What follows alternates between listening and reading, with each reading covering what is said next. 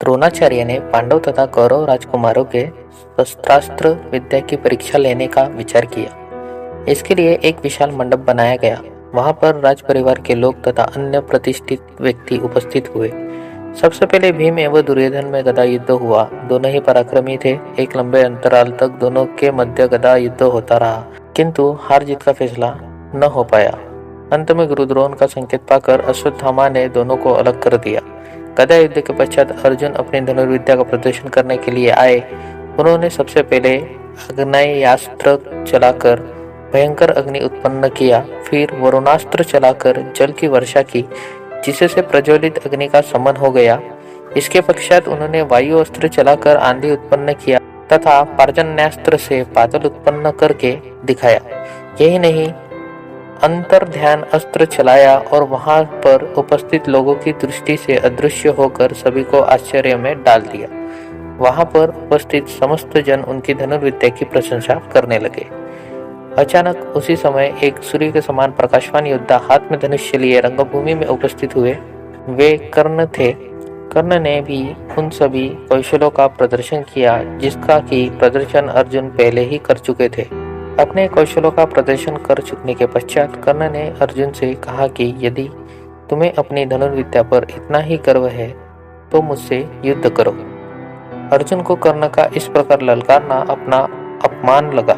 अर्जुन ने कहा, बिना बुलाए मेहमान की जो दशा होती है, आज मैं तुम्हारी भी वही दशा कर दूंगा। इस पर कर्ण बोले, रंगमंडप सबके लिए खुला होता है। यदि तुम में शक्ति है तो धनुष्य उठाओ।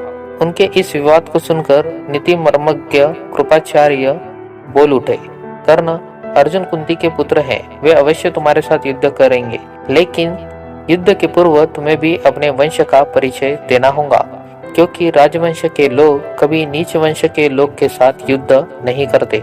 कृपाचार्य के वचन सुनकर कर्ण का मुख श्रीहीन हो गया और वे लज्जा का अनुभव करने लगे। कर्ण की ऐसी हालत देखकर उनके मित्र दुर्योधन बोल उठे, हे गुरुजनों एवं उपस्थित सज्जनों, मैं तत्काल अपने परम मित्र कर्ण को अंग देश का राजपद प्रदान करता हूँ। कर्ण इसी क्षण से अंग देश का राजा है। अब एक देश का राजा होने के नाते उन्हें अर्जुन से युद्ध का अधिकार प्राप्त हो गया है।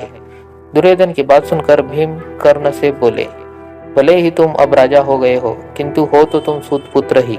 तुम तो अर्जुन के हाथों मरने के भी योग्य नहीं हो। तुम्हारी भलाई इसी में है। शीघ्र जाकर अपना घोड़ा तथा रथ की देखभाल करो।